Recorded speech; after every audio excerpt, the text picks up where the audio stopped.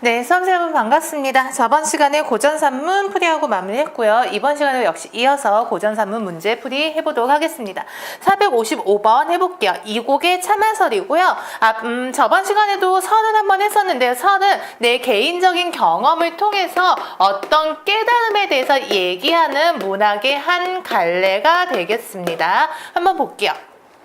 나는 집이 가난하여 말이 없어서. 참화설 제목 먼저 해석하면 말을 빌려 타는 이야기입니다. 집이 가난하여 말이 없어서 간혹 남의 말을 빌려 탄다. 노둔하고 여인 말을 얻게 되면은 일이 비록 급하더라도 감히 채찍이 되지 못하고 조심조심 금방 넘어질 듯 여겨서 개울이나 구멍을 지날 때는 말에서 내려 걸어가면 후회할 일이 적었다. 노둔하고 여인 말을 얻으면은 후회할 일이 적다 라고 되어 있네요. 그 이유는 조심을 하기 때문인 거죠. 발굽이 높고 귀가 쫑긋하여 날래고 빠른 말을 얻게 되면 의기양양 마음대로 칙칙질하고 고삐를 늦춰 달리니 건덕과 골짜기가 평지처럼 보여 매우 장쾌하지만 말에서 위험하게 떨어지는 근심을 면치 못할 때가 있었다 입니다. 그래서 빠른 말을 얻게 되면은 빠른 말 기분은 장쾌하지만 근심을 면치 못한다니까요. 근심이 있네요. 그래서 여인말과 빠른 말을 빌렸을 때의 상황을 대조한다. 이렇게 해석해도 되겠죠. 사람의 마음이 옮겨지고 바뀌는 것이 이와 같을까? 여기서부터 이제 깨달음이 조금 시작이 됩니다. 사람의 마음이 옮겨지고 바뀌는 것이 이와 같을까? 남의 물건을 빌려서 하루아침에 소용에 쓰는 것도 이와 같은데 하물며 참으로 자기가 가지고 있는 것이 어떻겠는가? 입니다. 즉, 내 말이 아님에도 불구하고 내가 말을 쓸 때면 마음이 이렇게 바뀐다라는 것이고요. 이 뒷부분 보면 어떤 내용이 나오냐면요. 우리의 소유는 없다. 모든 것은 빌린 것이다. 심지어 임금이 가지고 있는 그 권력 또한 백성들에게 빌린 것이다. 그러니까 내 것이라고 자만하지 말고 조심하자. 그런 내용의 수필입니다. 일단 여기까지만 보고서 문제풀이 해볼게요. 경험을 통한 통찰력이 돋보인다인데요. 이것은 설과 관련된 장르 전체에 해당하는 선택지가 됩니다. 말을 빌린 경험에서 깨달음을 얻고 있죠. 그리고 말을 빌린 경험을 이용하고 있으니까 우의적 기법, 즉 돌려 말하고 있다. 맞는 말이 될 수가 있습니다. 대상들 사이의 유사점을 통해 대상의 특성을 설명하고 있다인데요. 대상의 특성을 설명하고 있지는 않죠. 그냥 말을 빌렸을 때 내가 이런 느낌이 들더라. 사람이란 마음이 원래 이런 것인가 어떤 깨달음을 얘기하고 있기 때문에 대상의 특성을 설명하고 있지는 않습니다. 그 유사점이란 말도 조금 걸리죠. 유추의 방식이 조금 사용됐다라고 볼 수는 있겠지만 그것은 말을 빌렸을 때 이런 것처럼 자신의 소유에 대해서도 마음이 이렇다이니까요. 대상의 특성을 설명한다. 틀린 말이 되겠습니다. 일상사와 관련져서 일상적인 경험인 거죠. 글쓴이의 주장. 자기가 가지고 있는 것이 어떻겠는가. 여기서는 이렇게까지만 나왔지만요. 어쨌든 조심하자라는 교훈, 주장을 뽑아낼 수 있습니다. 그렇기 때문에 4번도 맞는 말이 되겠습니다.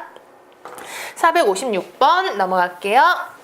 다음 글에서 다루고 있는 소재들의 관계가 다른 하나는 이었고요. 슬견설 되어 있습니다. 역시 설이고요. 슬이라는 건 이 있죠. 벌레. 그리고 견이라는 것은 개입니다. 이와 개의 이야기. 어떤 사람이 내게 말했다. 어제 저녁에 어떤 사람이 몽둥이로 개를 때려 죽이는 것을 보았네. 그 모습이 불쌍해 마음 매우 아팠네. 그래서 이제부터는 개고기나 돼지고기를 먹지 않을 생각이네.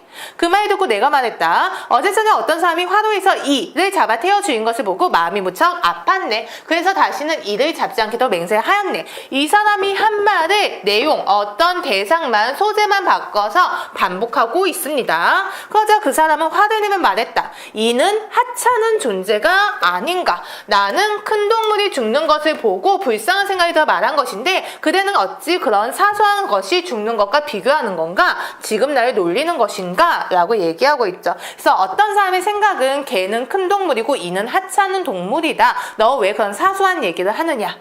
나는 좀 더 구체적으로 설명할 필요를 느꼈다. 여기 부분이 이제 주제가 제시되는 부분입니다. 무릇 살아있는 것은 사람으로부터 소매, 돼지, 양, 벌레, 개미에 이르기까지 모두 사는 것을 원하고 죽는 것을 싫어한다네. 그래서 여기에서 뽑아낼 수 있는 교훈 첫 번째, 모든 생명체는 죽음을 싫어한다라는 거예요. 그래서 정리하면 사람, 소, 말, 돼지, 양까지는 큰 사물을 얘기하는 거겠죠? 벌레, 개미는 작은 것들을 얘기하는 것입니다. 즉, 큰 것부터 작은 것까지 모두 죽음을 싫어한다. 어찌 큰 것만 죽음을 싫어하고 작은 것은 싫어하지 않겠는가? 그렇다면 개와 이의 죽음은 같은 것이다. 예. 그래서 개와 이는 크기잖아요. 크기. 즉 어떤 편견을 벗어나서 사물의 본질을 보자가 주제가 되겠습니다. 크기 같은 외향적인 것에 현혹되지 말고 사물의 본질을 보자. 개와 이는 같은 것이다. 그래서 이를 따라 말한 것이지 어찌 그대를 놀려는 뜻이 있었겠는가. 내 말 믿지 못하거든 그대의 열 손가락을 깨물어 보게나. 엄지손가락만 아프고 나머지 손가락은 안 아프겠는가. 이것은 큰 것이든 작은 것이든 다 죽음을 싫어한다 라는 것의 비유법이기 때문에 엄지손가락은 큰 것에 해당한 거고요. 나머지 손가락은 작은 것에 해당하는 거겠죠. 우리 몸에 있는 것은 크고 작은 마디를 막론하고 그 아픔 모두 같은 것이지. 더구나 개나 이나 각기 생명을 받아 태어났는데 어찌 하나는 죽음을 싫어하고 하나는 좋아하겠는가. 그대는 눈을 감고 조용히 생각해보게. 그리하여 달팽이의 뿔을 소의 뿔과 같이 보고입니다. 달팽이의 뿔이 작은 것, 소의 뿔이 큰 것이겠죠. 메추리를 큰 붕새와 동일하게 보도록 노력하게나. 메추리는 작은 것, 붕새는 큰 거겠죠. 얘네 둘을 동일하게 보아라. 그런 뒤에야 내가 그대와 더불어 도를 말할 수 있을 것일세. 즉 사물의 크기는 중요하지 않다. 외향은 건너뛰고 사물의 본질을 보자. 이렇게 끊어낼 수 있습니다. 그래서 답을 보면은요. 여기에서 보면은 이 벌레, 개미, 달팽이의 뿔, 메추리는 작은 것, 사소한 것으로 제시가 되어 있고요. 개, 소의 뿔, 붕새는 큰 것으로 제시가 되어 있습니다. 그렇기 때문에 답 2번인 거 보이실 거예요. 457번입니다. 봉산탈춤이고요. 유명한 작품이죠. 말뚝이, 양반들. 전체적으로 말뚝이가 양반을 조롱을 합니다. 그러면 양반들이 말뚝이한테 화를 내죠. 뭐야 이놈아? 그러면은 말뚝이는 양반에게 변명을 합니다. 그러면 말뚝이는 양반들은 그렇구나 하면서 안심을 하는 전체적으로 이 구조가 반복되고 있습니다. 한번 보겠습니다. 말뚝이는 하인이죠. 양반들을 모시고 다니는 하인입니다. 가운데쯤 나와서 음악과 춤이 멈춘다. 봉산탈춤이라는 것은 음악과 춤이 있는 종합 예술입니다. 그래서 극이 시작되기 전에는 음악이 나오고 사람들이 춤을 추고 있습니다. 무대 인물들이요. 근데 말뚝이가 나와서 하면은 이제 재담이 시작되는 거죠. 이야기가 시작됩니다. 음악과 춤이 멈추고 이야기가 시작된다. 양반 나오신다 하면서 양반을 소개합니다. 양반 나오신다. 양반이라고 하니까 노론소론 호조 병조 옥당이 다 지내고 삼정승 육방설 다 지낸 태로 재상으로 계신 양반인 줄 알지 마시오. 계잘량이라는 양자에 개다리 소반이라는 반자 쓰시는 양반이 나오신단 말이오. 여기 부분 언어유희 예문으로 굉장히 많이 나오죠.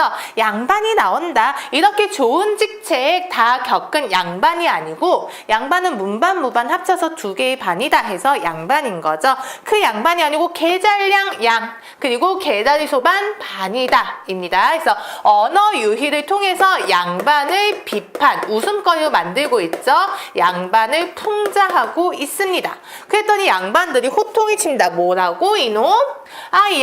이 양반들 어찌 됐는지 모르겠소. 노론소는 호조병들 옥단을 다 지내고 삼정승 육방서 다 지내고 태도 재상에 계신 이생원네 삼형제분이 나오신다 그리하였소. 내가 뭐라고 했냐면 이렇게 얘기했어 하면서 변명을 하죠. 그랬더니 양반들이 안심합니다. 합창 이생원이라네 하면서 국거리전을 모두 춤을 춘다. 춤을 춘다라는 것은요. 여기에서 양반들이 화를 냈잖아요. 이 화가 풀린 것입니다. 그래서 춤의 기능은 갈등의 해소로 얘기를 하고요. 이거 전반적으로 배우신 분은 알겠지만 이 구조가 계속 반복돼요. 놀리고 변명하고 놀리고 변명하고. 그래서 갈등이 지속적으로 계속되기 때문에 춤은 갈등의 일시적 해소로 해석을 하고요. 여기에서 보면 이제 재담이 하나 끝나고 그 다음 재담이 있고 또 재담이 있고 즉 재담과 재담 사이를 구분해주는 역할을 하기도 합니다. 도령은 때때로 형들 면상에 치면서 논다. 끝까지 그런 행동을 한다. 문제풀이 들어갑니다. 1번 말뚝이 언어의 양반 풍자하고 있는 거 확인했고요. 말뚝이 양반의 고통에 인해 변명하고 있죠. 이 양반도 어찌든지 모르겠어. 나 사실 이렇게 얘기했어. 양반은 화를 내뿐 말뚝의 말에 대한 제대로 된 문책을 하지 못하고 있다. 문책 꾸짖는다 라는 거죠. 화만 내지 너 지금 뭐라고 그랬어 하면서 논리적으로 비판하고 있지는 못합니다. 맞는 말. 양반은 춤을 통해 말뚝을 제압하고 있다인데요. 춤을 춘다라는 것은요. 말뚝의 변명을 듣고 안심하고 기분이 풀렸다라는 것이에요. 그렇기 때문에 제압한다라는 말은 옳지 않습니다. 457번의 답은 4번이 되겠습니다. 458번 가겠습니다. 가로 안에 들어갈 말로 적절하게 묶인 것은 이고요. 이규보의 경설입니다. 내용은 조금 여러 가지로 해석되기 때문에 약간 어려울 수 있고요. 얘 역시 설이기 때문에요. 경험을 통해서 깨달음을 얘기하는 것.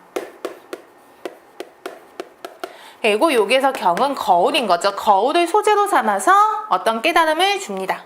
거사가 거울 한 개 가져왔는데 먼지가 끼어서 구름에 가린 달처럼 흐릿하였다. 거울이 흐릿해요. 아침 저녁으로 들어왔다 보면서 얼굴을 가다듬는 것 같이 하였다. 손이 보고 묻기를. 그래서 설의 또 한 가지 특징 중에 하나가 좀 대화가 많은 편이에요. 그래서 손과 거사가 대화를 합니다. 거울이란 얼굴을 비추는 것이다. 그렇지 않으면 군자가 이것을 보고 맑은 것을 취한다.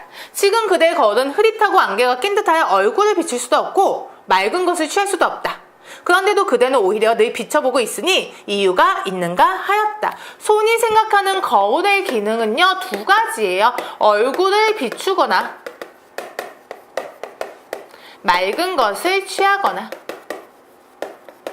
그래서 여기에서 맑은 것을 취한다라는 것이 거울의 맑음을 보고 본받고 내가 인격 수양으로 사용한다 그 뜻입니다. 그래서 거울은 얼굴을 보든지 아니면 거울을 보면서 인격 수양하든지 그 둘 중에 하나인데 네 거울은 너무 흐리다. 그렇기 때문에 이 두 가지를 다 할 수가 없다입니다. 거사가 말하기를 거울이 맑은 것을 잘생긴 사람은 좋아하지만 못생긴 사람은 싫어합니다. 그러나 잘생긴 사람은 적고 못생긴 사람은 많기에 한 번 보면 반드시 깨뜨려 버리고야 말 것이니 먼지에 흐려진 것만 못하다. 거사 생각은요, 흐린 것이 맑은 것보다 더 낫다입니다. 왜?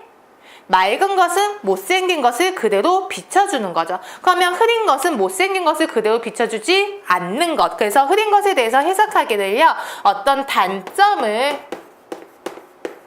보완해주는, 아니면 단점을 어느 정도 눈 감고 넘어가주는 유연한 태도로 해석을 합니다. 흐린 거울은 단점을 어느 정도 눈 감아주는 유연한 태도를 가진 것이다. 근데 맑은 것은 너무 고지고대로 비추기 때문에 잘생긴 사람은 좋아하지만 못생긴 사람은 싫어한다. 그리고 세상엔 못생긴 사람이 더 많다. 그리고 여기에서 두 번째 끌어냅니다. 먼지로 흐려진 것은 비록 그 외면은 부식되었다도 그 맑은 바탕은 없어지지 않으니 만일 잘생긴 사람 만난 다음에 갈고 닦아도 늦지 않다라고 되어 있습니다. 거사의 생각 두 번째입니다. 맑은 본바탕은 유지되고 있다. 즉 본질은 아직 그대로 좋게 있는 거죠. 겉은 부식되었지만 맑은 본질은 없어지지 않았다. 그래서 겉으로는 이래 보이지만 맑은 본질을 갖고 있는 사람이다. 그렇게 얘기하는 것입니다. 옛적에 거울을 보는 사람은 그 땡땡을 취하기 위함이었지만 이제 문제풀이요. 옛적에 거울을 보는 사람들은 군자들이 많이 봤었죠. 맑은 것을 취하기 위함이지만 내가 보는 것은, 내 거울은 흐린 것인 거죠. 내가 거울을 보는 것은 그 흐린 것을 취하기 위함이니 그대는 무엇을 괴이하게 여기는가 하니 손이 대답할 말이 없었다 입니다. 그래서 거사의 생각이 이 글의 주제가 되는 거죠. 맑은 거울은 상대방의 단점을 보완해주지, 단점을요 어떤 눈 감아주지 못한다. 그래서 흐린 게 좋고요. 겉은 흐릴지라도 맑은 본바탕은 있지 않았다. 그래서 답은 3번이 되겠습니다. 458번에 3번. 459번입니다. 박지원 1야 구도하기입니다. 그래서 박지원 글은 좀 전반적으로 어려운 편이니까요. 천천히 잘 읽어볼게요. 밑줄 씬 보면서 깨달은 바 한번 답 먼저 찾아볼까요? 나는 이제야 도를 알았도다. 무엇을 알았냐? 마음을 잠잠하게 하면 귀와 눈이 누가 되지 않고 귀와 눈만을 믿으면 보고 듣는 것이 더욱 밝아져서 더욱 병이 된다입니다. 뒷부분 약간 이상한 거 보이시죠? 귀와 눈만을 믿으면 보고 드는 것이 더욱 밝아져서 긍정인가 싶은데 더욱 병이 된다라고 되어 있죠. 즉 귀와 눈만을 믿어서는 안 된다. 이제 앞부분 마저 볼게요. 마음을 잠잠하게 하면 귀와 눈이 누가 되지 않는다 입니다. 그러면 요약하면 마음을 잠잠하게 하자. 그리고 귀와 눈을 믿으면 안 된다. 그 말이랑 똑같은 말을 하고 있는 부분이 어디인 거죠? 3번이네요. 외모에 현혹되지 말고 본질에 주목하자. 외모이라는 것이 눈과 귀를 통해서 보는 것이 외모이 되는 거죠. 즉 눈과 귀에 현혹되지 말고 본질, 마음을 잠잠하게 해서 본질을 보자. 답은 일단 3번이고요. 내용 전체 해석 들어가겠습니다. 1야 구도하기입니다. 즉 하룻밤에 하룻밤에 9번 강을 건넌 이야기입니다. 물을 건널 때 사람들 모두 머리를 들어 하늘을 봅니다. 사람들이 하늘을 본다. 나는 사람들이 머리 들고 하늘을 묵도한다고 생각했다. 내 생각에 사람들이 하늘을 향해서 기도를 하는구나. 오랜 뒤에 알게 되었다. 물을 건넌 사람이 물이 돌아 칼칼 흐르는 것을 보면 몸은 물을 거슬러 올라간 것 같고 눈은 강물 따라 내려가는 것 같아서 갑자기 현기가 일면서 물에 빠지게 된다. 머리를 드는 것은 하늘을 비는 것이 아니라 물을 피하려 보지 않으려 한 것일 뿐이었다. 자, 사람들이 하늘을 보는 궁극적인 이유는 물을 피하여 보지 않으려 한 것이다. 또한 어느 겨울에 잠깐 동의 목숨을 위해 조용히 기대할 수 있으랴 기도할 시간이 없다. 나는 처음에 사람들이 기도하느라 그런 줄 알았는데 눈으로 물을 보면 너무 아찔아찔해서 물을 보지 않으려고 한 것이다. 뒤에 보면 나지만 이 사람들은요 눈에 현혹되고 있는 거예요. 그래서 그 강물의 물살이 너무 세기 때문에 물을 건넌 사람이 물 흐르는 것을 보면은 눈이 팽팽 돌면서 결국 빠지게 된대요. 그렇기 때문에 사람들이 하늘을 보는 것이다. 그 위험이 이와 같은데도 즉 물이 굉장히 험한 거죠. 물소리는 듣지 못하고 모두들 요동의 들이 평평하고 넓어서 물이 성리에 오이지 않는다라고 말한다. 물소리를 사람들이 듣지 못한대요. 물소리가 굉장히 크게 나는데요. 물소리 듣지 못하고 평평하고 넓어서 물소리가 나지 않는다라고 생각한대요. 이는 물을 알지 못한 것이다. 요하가 일찍이 의지하는 것이 아니라 단지 밤에 건너지 않았기 때문일 것이다. 그러면 밤에 건너는 것이 뭔가 중요한 내용이 되겠죠. 1야 구도하기니까요. 낮에는 눈으로 물을 볼 수 있기 때문에 눈이 오로지 위험한 데에만 집중하여 발발 떨면서 눈이 있는 것을 오히려 걱정하니 다시 어찌 들리는 소리가 있겠는가. 여기까지 내용 아시겠나요? 즉 이 강이 굉장히 물살도 세고 위험한 곳이 많아요. 맞아요. 근데 사람들은 낮에 건너기 때문에 눈만을 이용해서 강물을 보는 거죠. 그래서 소리를 듣지 못하는 것입니다. 예, 눈앞의 성이 너무 아찔아찔하기 때문에 소리에는 미처 신경 쓰지 못하는 거. 근데 밤에 건너면 어떻습니까? 눈으로 볼 수 없기 때문에 귀에 의지하게 되고 그래서 소리가 들린다. 그 내용이 여기 나옵니다. 나는 지금 밤중에 물을 건너는지라 눈으로 위험한 것을 볼 수 없으니 눈을 못 쓰니까 위험이 오로지 듣는 데에만 있다. 봐야도 귀가 무서워서 하여 걱정을 이기지 못한다. 나는 이제 도를 알았도다. 마음을 잠잠하게 하면 귀와 눈이 누가 되지 않고 귀와 눈만을 믿으면 보고 드는 것이 더욱 밝아져서 더욱 병이 된다. 그래서 귀와 눈을 믿지 말자. 낮에는 눈에만 집중하기 때문에 소리를 오히려 못 듣고 밤에는 귀에만 집중하게 되기 때문에 걱정이 되게 많아진다. 눈을 못 쓰니까. 그래서 외모에 현혹되지 말고 사물의 본질을 보려는 노력을 하자. 예, 3번이 답이 되겠습니다. 예, 그 다음이요. 460번. 다음 밑줄 찐 기니들의 행위와 그 주체를 바르게 짝지은 것은 이 되어 있습니다. 예, 여기에서 보면은 단군 신화인 거죠. 그리고 7급 문제입니다. 원문만 그대로 나와 있고요. 근데 대신에 단군 신화는 워낙 유명한 내용이니까요. 알고 있으시잖아요. 그래서 알고 있는 내용과 내가 알고 있는 한자를 총동원해서 해석하셔야 됩니다. 고기운입니다. 고기에서 운, 이르기를, 고기에서 말하기, 즉 단군고기라는 책에서 말하기를 석유환인, 옛날에 옛석자죠. 옛날에 환인이라는 사람이 있었다입니다. 그래서 300일 구조라는 거 배우셨을 거예요. 환인이 있고요. 워낙 기본 내용 아시니까요. 환인의 아들 환웅, 그리고 환웅의 아들 단군, 이렇게 해서 단군이 태어났다. 옛날에 환인이 있었고 위는 무엇이라고 이르다 말하다 라는 뜻인 거죠. 재석을 말한다. 여기에서 재석은 신을 얘기하는 거죠. 옛날에 환인, 즉 재석이 있었는데 서자 환웅이 있었다. 환웅이 있었다. 환웅은 서자죠. 여기에서 서자는 홍길동전의 서자, 적자 그 서자가 아니고요. 장남 이해의 둘째 아들, 셋째 아들 서자라고 했습니다. 근데 서자 환웅이 삭의 천하, 천하의 뜻을 자주 두었다입니다. 서자 환웅이 있는데 세상의 뜻을 자주 두었다입니다. 요거가 한자 많이 나오죠. 샘수라는 뜻도 있고요. 자주 삭이라는 뜻도 있고요. 촘촘할 촉이라는 뜻도 있습니다. 근데 여기에서는 천하의 뜻을 자주 두었다라고 해석하기 때문에 자주 삭으로 사용이 된 거죠. 그래서 삭의 천하가 되는 것입니다. 그래서 인간 세상을 탐하고 구하였다. 천하를 다스리고자 하는 뜻이 있어서 인간 세상을 탐하고 구하였습니다. 기역 부분의 주체 누구인가요? 환웅이. 예, 환웅이 그랬다. 그래서 기역 부분의 답은 환웅이 되겠습니다. 그래서 여기 부분 볼게요.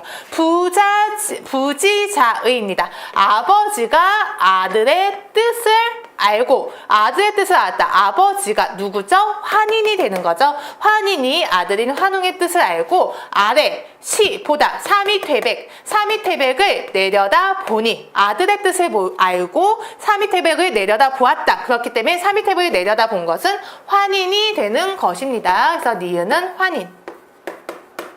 사미태백, 가히 홍익인간. 홍익인간은 워낙 유명하니까 아시잖아요. 널리 인간을 이롭게 하다. 그래서 봤더니 홍익인간이 가능하겠더라. 사미태백이라는 지역이. 네, 곧 수는 주다라는 뜻인 거죠. 줄수. 천부인 세계를 주어서 견은 보내자인 거죠. 보내서 세상을 다스리게 하였다. 그래서 환인이 환웅을 인간 세상으로 보낸 거죠. 사미태백에. 그래서 다스리게 하였다. 웅, 솔, 도삼천이라고 되어 있습니다. 여기에서 웅이 환웅이라고 해석하시면 되죠. 그래서 환웅이 무리, 삼천, 무리 도자죠. 무리를 이끌고, 예, 거느릴 솔자입니다. 그래서 이 한자도요, 세 가지 뜻이 있죠. 거느릴, 솔. 그리고 이율을 얘기하는 이율 또는 율이라고도 하고요. 우두머리라는 뜻을 해석하면은 우두머리 숫자가 됩니다. 근데 여기에서 보면은 삼천 무리를 거느리다, 이끌다 라는 뜻이기 때문에 솔로 읽으셔야 됩니다. 그래서 환웅이 삼천 무리를 이끌고 얘도 한자 두 가지 뜻이 있죠. 내릴 강자, 항복할 항자. 배우셨을 것입니다. 그래서 강어 태백산정이라고 되어 있습니다. 태백산으로 내려오다 라는 뜻인 거죠. 그래서 내려오다 라는 뜻이기 때문에 내릴 강. 그래서 강으로 해석해야 되고요. 얘는 거느릴 솔로 해석하셔야 되고요. 얘네는 어휘 문제, 한문 문제에서도 많이 나옵니다. 그래서 태백산으로 내려왔다. 여기에서 정은 정수리 정자죠. 태백산의 정수리. 그래서 태백산 꼭대기라고 해석하시면 되고요. 그리고 가로 열고요. 즉 태백산이고요. 지금의 묘향산이다. 지금의 묘향산으로 내려왔다. 그래서 신단수 아래에서 위는 나왔었죠. 이르다, 일컫다, 말하다. 이것을 신시라고 일컫고 신단수 아래에서 여기를 신시라고 부르고 시위 환웅천왕이야 라고 했었다. 이것을 환웅천왕이라고 일컬었다. 여기까지 알고 있는 내용입니다. 그래서 환인이 하늘의 뜻을 두고 천하, 인간 세상의 뜻을 두고 인간 세상으로 내려왔다. 천부인 세계를 받아들고요. 볼게요.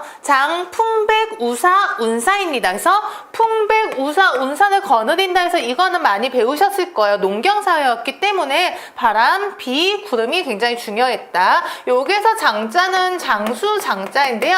거느리다 이런 뜻도 있죠. 그래서 풍백우사 운사를 거느리고 주곡, 주명, 주병, 주영, 주선악입니다. 즉 곡식 획과 목숨과 병과 형벌과 선악을, 여기에서 주자는 주인 주자인데요. 다스리다 라고 주관하다 이렇게 해석하면 되겠죠. 그래서 범이라는 것은 모든 대부분 이런 뜻으로 해석하면 되죠.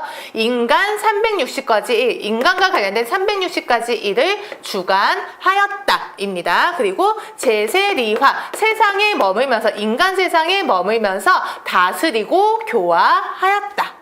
예, 시유일웅일호입니다. 이때 한 마리의 곰과 한 마리의 호랑이가 있었는데 동혈이걸, 같은 구멍, 같은 굴에서 같이 살고 있었는데 상기우 신웅입니다. 항상 빌었다. 신웅에게, 신인 존재 환웅 얘기하는 거죠.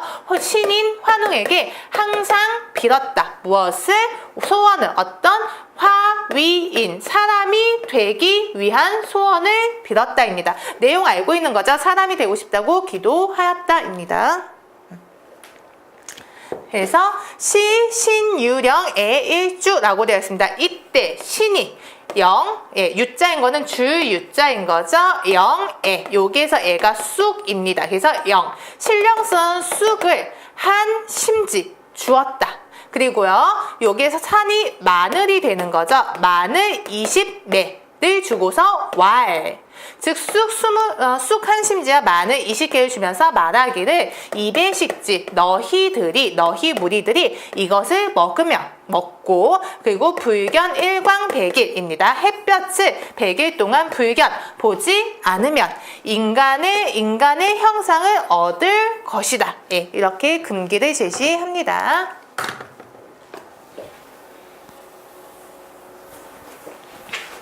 그래서 웅호득 이식지, 곰과 호랑이는 얻은 것을 먹었다. 기 37일 동안, 21일 동안 꺼리다, 금하다, 즉 삼가다인 거죠. 그래서 햇빛을 꺼렸더니 곰은 여자의 몸을 얻었다. 근데 호랑이는 참지를 불능 못하여서 부득인신, 사람의 몸을 얻지 못했다. 사람의 몸을 얻지 못했다. 디귿은 호랑이가 되는 것이지요. 여기요.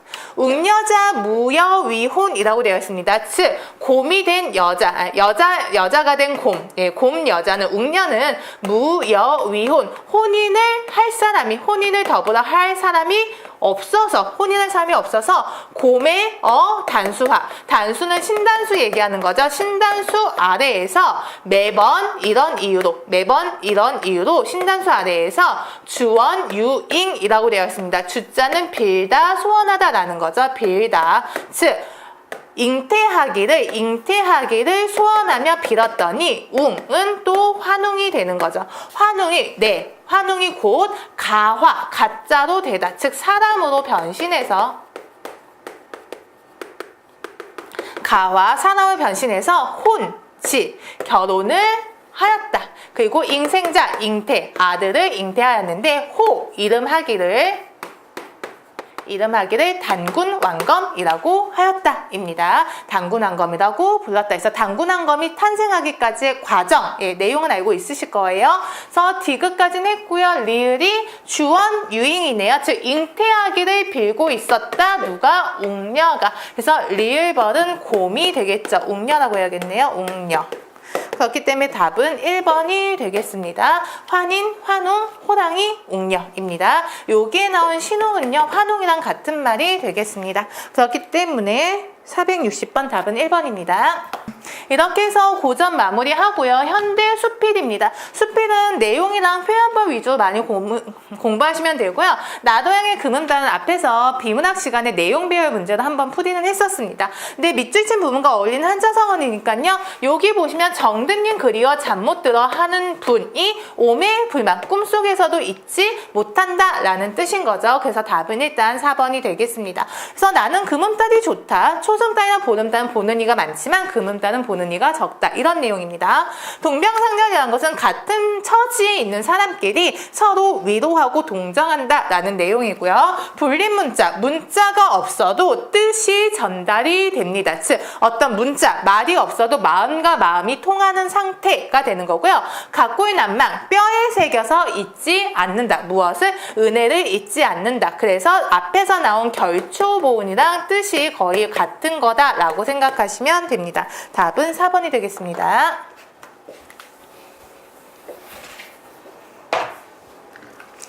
462번입니다. 박원서 꼴찌에게 보내는 갈채입니다. 어떡하든 그가 그의 20등, 30등을 우습고 불쌍하다고 느끼지 말아야지. 느끼기만 하면 그는 당장 주저앉게 돼 있었다.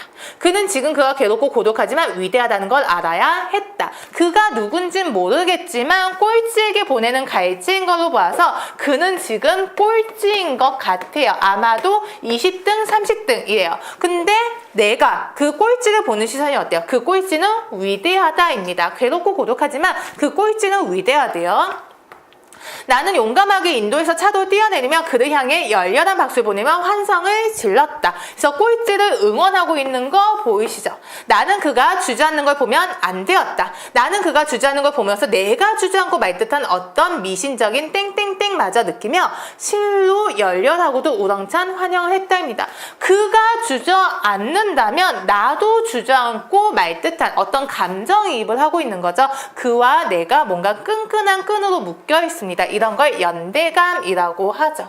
그래서 내 고독한 하늘에 딴소 합수해 주었다. 푸른 마라토너 뒤에도 또 그 뒤에도 주자는 잇따랐다. 꼴찌 주자까지를 그렇게 열렬하게 선언하고 나니 손발이 붉게 부풀어 올라 있었다. 그래서 그가 주저앉지만 나도 주저앉을 것이다. 어떤 끈끈한 끈이 이어져 있다. 연대감이 답이 되겠습니다.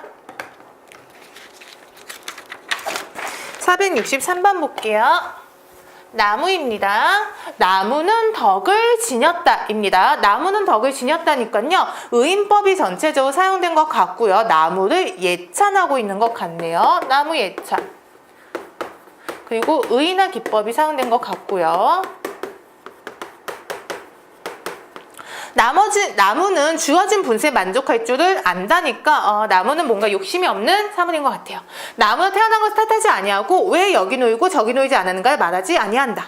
등성이에 서면 햇살이 따사로울까? 골짜기 내서면 물이 좋을까요? 예, 새로운 자리를 엿보는 일도 없다. 물과 흙과 태양의 아들로 물과 흙과 태양이 주는 대로 받고 후박과 불만족을 말하지 아니한다. 후박은 두터운 후자 얇을 박자, 즉 두꺼움과 얇음, 넉넉함과 모자람을 말하지도 않고 불만족을 말하지도 아니한다니까요. 나무는 주어진 환경에 약간 순응하면서 사는 긍정의 존재인 것 같습니다. 전체적으로 나무를 사람처럼 표현하고 있으니까요. 인격을 부여한다 맞는 말이고요. 나무는 덕을 지녔다. 나무에서 긍정의 가치를 발견하고 있으니까 이걸 통해서 교훈 당연히 끊어낼 수 있습니다.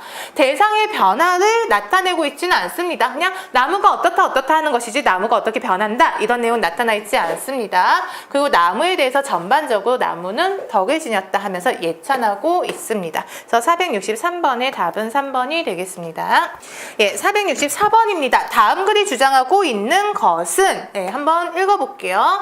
제 아무리 대원군이 산하도나 한더라도 더 이상 타 문명의 유입을 막을 길은 없다. 타 문명의 유입을 막을 길은 없다. 그러면 여기서 대원군은 쇄국 정책으로 유명했던 분이잖아요. 즉 어떤 다른 문명을 받아들이지 않는 것의 대표 주자죠. 그래서 대원군이 온다고 하더라도 타 문명의 유입을 막을 길은 없대요. 어떤 문명들은 서로 만났을 때 충돌이 많지 못할 것이고 어떤 것들은 비교적 평화하게 공존하게 될 것이다. 즉 타 문명이 유입됐을 때가 그때가 중심 소재인 것 같아요. 결코 일반화할 수 있는 문제는 아니겠지만 스스로 아끼지 못한 문명은 외래 문명의 텃밭을 빼앗기고 말 것이라는 예측을 해도 큰 문제 없을 듯 싶다. 내가 당당해야 남을 수용할 수 있다입니다. 그러면 여기에서 보면 스스로 아끼지 못한 문명은 빼앗긴다, 죽는다. 내가 당당해야 남을 수용한다니까 여기에서 주제 조금 뽑아낼 수 있습니다. 즉 타 문명을 막자가 아니고요. 타 문명을 막을 길은 없다. 단지 나를 당당하게 우리 것을 먼저 당당하게 만들자. 영어만 잘하면 성공한다는 믿음에 온 나라가 야단 법석이다. 배워서 나쁠 것 없고 영어는 국제 경력을 키우는 차원에서 반드시 배워야 한다. 하지만 영어보다 더 중요한 것은 우리의 말과 글이다. 즉 우리의 것이 더 소중하다라는 것이죠. 영어가 필요 없다라고 얘기하는 것은 아닙니다. 영어는 반드시 배워야 하기는 해요. 하지만 우리말이 영어보다 더 중요한 것은 우리말과 글이다. 한술 더 떠 영어를 공용어로 하자는 주장이 심심찮게 들리고 있다. 그러나 우리의 말과 글을 제대로 세우지 않고 영어를 들여오는 일은 우리 개구리도 돌보지 않은 채 황소 개구리 들여온 우를 잘못을 범하는 것과 같다입니다. 즉 영어를 막자가 아니고요. 영어를 들여오되 어떻게 우리말을 먼저 바로 세운 다음에 들여오자. 영어를 자유롭게 구사하는 일은 새 시대에 살아가는 중요한 조건이다. 영어가 중요하다면 계속하고 있습니다. 하지만 우리의 말과 글을 바로 세우는 일에도 소홀해선 절대 안 된다. 황소개구리의 황소 울음 같은 소리에 익숙해져서 청개구리의 소리를 잊어서는 안 되는 것처럼 네, 영어라는 것이 중요하기도 하고 영어의 유입을 막을 기도 없습니다. 하지만 우리 것을 먼저 바로 세우자. 이거랑 똑같은 말 하고 있는 것이 4번이 되겠죠. 국제 경쟁력 강화를 위해서 영어는 반드시 필요해요. 하지만 우리의 말과 글을 먼저 더 바로 세우자입니다. 언어를 골고루 받아들여 발전시키자 아니죠. 우리말을 바로 세우자. 언어를 잃게 되더라도 문화 잃지 않다고 했는데 여기선 언어를 중심으로 계속 얘기하고 있습니다. 자신감이 부족할 경우 타문명 유입을 최대한 막자인데요. 타문명의 유입을 막을 수는 없다라고 되어 있습니다. 다만 우리 문화를 바로 세우자입니다. 그래서 유명한 글이죠. 그래서 황소개구리가 들어와서 우리말이 청개구리가 사라지고 있다. 영어를 들여오면은 우리말이 사라질지도 모른다. 전체적인 맥락은 이거인 거죠. 그래서 전체 유추의 방식으로 사용된 글입니다. 어쨌든 우리말을 바로 세우자라는 주제 뽑아내시면 됩니다. 예, 밑줄 친 바와 같이 말한 이유를 적절히 추리한 것은 볼게요. 예, 이태준의 일본어입니다. 황공이 당상에 앉아 글을 읽노라니 정화에서 술을 짜던 늙은 목수가 톱질 멈추고 읽으시는 책이 무슨 책이 오니까 물었다. 황공 대답하길 옛 성인의 책이라니. 그럼 대감께서 읽으신 책도 역시 옛날 어른들의 찌꺼기 옷이다 그려. 성인의 책은 옛날 어른들의 찌꺼기이다. 공인의 말투 너무 무엄하여 황공이 노기를 띄고 그게 무슨 말인가. 성인의 책을 찌꺼기라 아니 찌꺼기 된 연유를 들어야지. 그렇지 못하면 살려두지 않으리라 하였다. 늙은 목수 자약하여 아래와 같이 아래였다 한다. 저는 목수라 치목하는 예를 들어 아래오리다. 예를 들어서 설명하네요. 치목, 나무를 다스리는 것과 관련해서 톱질은 해보더라도 느리게 당기면 엇먹고 급하게 당기면 톱이 박혀 내려가질 않습니다. 근데 너무 느리지도 너무 급하지도 않게 당기는데 묘리가 있습니다. 묘한 이치가 있습니다만 그건 손이 있고 마음이 통해서 저만 알고 그렇게 할 뿐이지 말로 형용해 남에게 그대로 시킬 수는 없습니다입니다. 즉 내가 톱질을 하는 것은 내 스스로 몸으로 체득하는 것, 손이 있고 마음에 통하는 것이어서 내가 하는 것이지 그것을 말로 남에게 설명해 줄 수가 없다. 그렇다면 아마 옛적 어른들께서도 정말 전해주고 싶은 것은 모두 이러해서 품은 채 죽은 줄 아옵니다. 즉 옛적 어른들이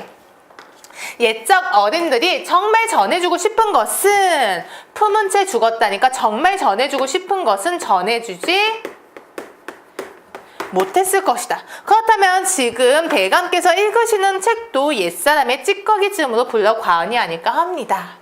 황공이 물론 턱을 끄덕였으라는 믿거니와 설화나 문장이나 그것들이 한 묘의 경지의 것을 발표하는 기구로는 너무 무능한 것임을 요새와 점점 절실히 느끼는 바다. 그래서 여기 부분이 관련 이야기, 즉 예화 부분이 되는 거고요. 여기 부분이 글쓴이의 생각이 됩니다. 그래서 문장이나 그것들이 한 묘의 경지를 발표하는 기구로는 너무 무능한 것이다. 즉 언어의 한계에 대해서 얘기하고 있는 거예요. 즉 어떤 나의 묘의 경지를 언어로 표현하기에 그 언어라는 기구는 너무 무능하다. 선승대 분리문자서에 더욱 일깨워짐이 있다. 분리문자는 앞에서도 나왔죠. 말하지 않아도 이렇게 스스로 전달이 되는 것. 즉 언어라는 것은 무언가를 표현하기에는 한계가 있다. 그래서 옛 성인들도 말하고자 하는 말을 언어로 쓰기는 했지만 제대로 전달하지 못했을 것이다. 그렇기 때문에 그 책은 찌꺼기에 해당한다입니다. 그래서 답이 몇 번이나 되나요? 2번이 되겠죠. 인간의 생각의 느낌은 언어로 표현하는 데는 한계가 있다 해서 성인들도 그것을 다 표현하지 못하고 정작 말하고 싶은 것은 말을 못했을 것이다 입니다. 자, 466번 볼게요. 다음 글에 괄호 안에 들어갈 말로 가장 적절한 것은 우리는 대충 머리끝에서 발끝까지를 서양식으로 꾸미고 있다. 목은 잘라도 머리털은 못 자른다 라고 하던 구한말의 비분관계를 잊은 지 오래다입니다. 그래서 약간 비판적인 시선을 파악할 수가 있습니다. 옛날에 머리털을 소중히 여겼던 것, 머리털을 소중히 여겼다라는 것은 그만큼 우리 문화를 지키고자 하는 의지였던 거죠. 그랬던 비분관계는 잊은 채 현대는 지금 다 서양의 것을 그대로 받아들이고 있죠. 서양식으로 꾸미고 있습니다. 외양뿐 아니라 우리가 신봉하는 종교, 우리가 따르는 사상, 우리가 즐기는 예술, 이 모든 것이 대체로 서양적인 것이다. 그래서 현대사회가 서양적으로 된 것에 대해서 말하고 있습니다.